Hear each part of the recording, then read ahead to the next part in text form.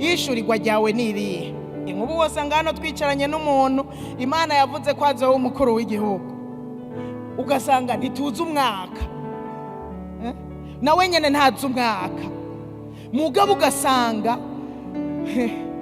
ubu ashobora kuba atani ibyo kurya afise, ugasanga ariko ariga bimugoye, abavyeyi kumbure n'akaminervare bakaronka bamwirukanye, mugabo Imana ikaba yavuze ko azoba umukuru w'igihugu mu myaka tutazi.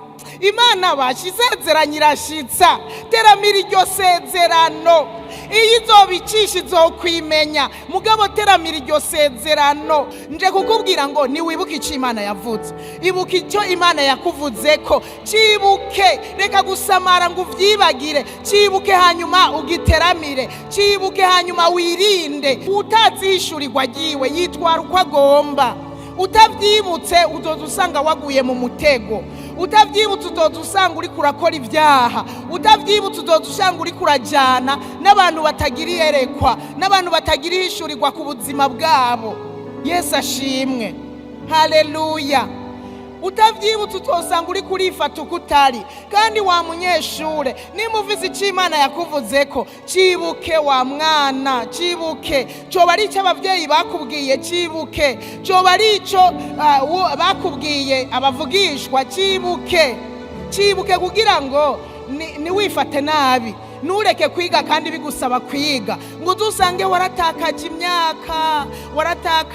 imyaka wari kuzoba wabigezemwo, ukazusanga niwe wicereje mu bwo kujana nabo mutari kukwiye kujana, ugasanga waguye mu vyaha. Haleluya, haleluya.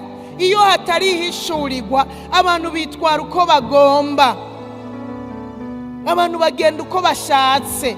Yesu ashimwe. Abantu bajana ibintu uko bagomba.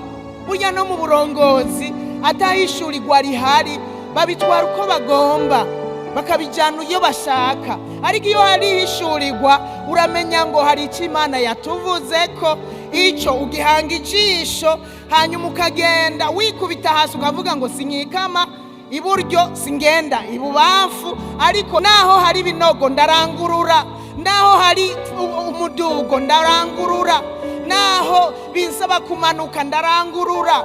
Haleluya.